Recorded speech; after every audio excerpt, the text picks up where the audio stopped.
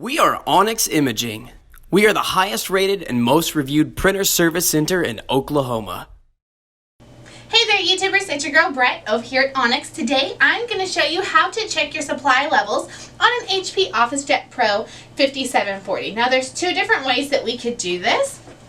The first easy way is down here you see the little, it looks like a drop of water. Click on that and it will give you your levels.